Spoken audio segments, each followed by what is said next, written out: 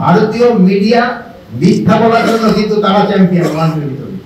এই জন্য এটার ক্ষেত্রে আপনারা যদি সঠিক সংবাদটা দেন তবে আমাদের জন্য ভালো, দেশের জন্য ভালো। এবং আমি এই জন্য আপনাদের আমি ধন্যবাদ দেই, আপনারা কিন্তু সঠিক সংবাদটা দেন।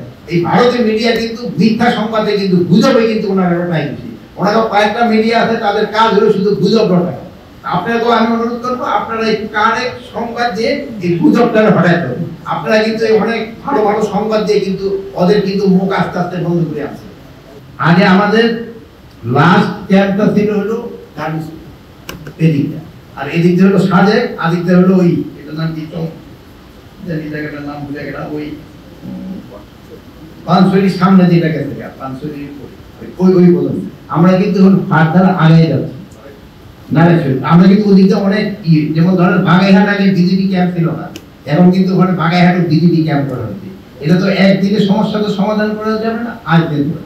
আর অস্ত্রের চোরাচালানটা কিন্তু এদিকটা বড় যাচ্ছে না, এটা আপনি ভুল বলবেন। অস্ত্রের চোরাচালানটা হচ্ছে আর অন্যান্য দিক, এটা কিন্তু এদিকটা চোরাচালান হচ্ছে।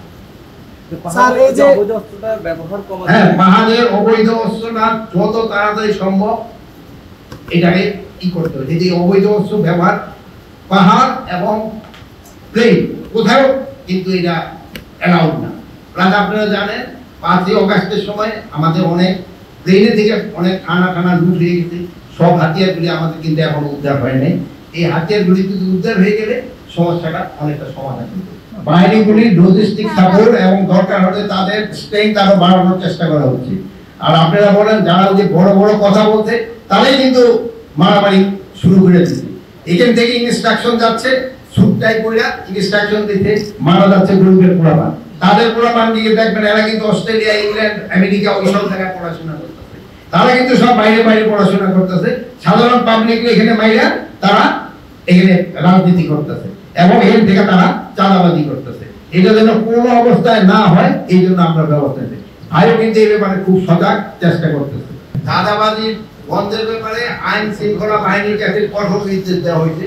কোন চাঁদাবাজি ছাড় দেওয়া হবে না, সে যত বড় তাই সুদ করা হোক না কেন।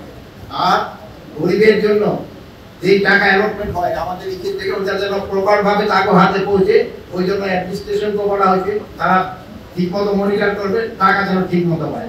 এখানে কোন অবস্থায় কোন রকমে এই দুর্নীতি টলারেট করা হবে না, কোন অবস্থায় দুর্নীতি টলারেট করা হবে না।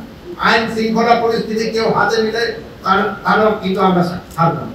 আইন শৃঙ্খলা বাহিনীর কাছে যদি কোনো রকমের কারো সমস্যা থাকে আইনের দরকার হলে আইন শৃঙ্খলা বাহিনীর কাছে যাবে, বিভিন্ন স্টেশন আছে তাদের কাছে যাবে। অর্থাৎ নিজেরা এরকম করবে না। বুঝি যে বললেন দেখবেন ওই যে কোন জায়গায় যদি বলেন যে বন্ধু দেখবেন ওইটাও দেখবেন যে চাঁদাবাজির জন্য, যেমন ভাই আমার সাথে ওইটাও কিন্তু চাঁদাবাজির জন্য। ওইগুলি আপনারা এটা ভালোভাবে প্রচার করবেন, প্রচার করলেই দেখবেন এইগুলি আস্তে আস্তে কমবে। যে এইগুলির জন্য আপনাদের আমাকে কিন্তু সহযোগিতা দরকার, জনগণের সহযোগিতা দরকার। সব কিন্তু আমাদের একা পক্ষে সম্ভব নয়। আমরা যদি জনগণ এবং আপনারা মিলে যদি আমরা একটা কাজ করি, এটা আমরা একদিন অবশ্যই সফল হবো, অবশ্যই আমরা সফল হবো। ভালো থাকেন, দোয়া করি আল্লাহ।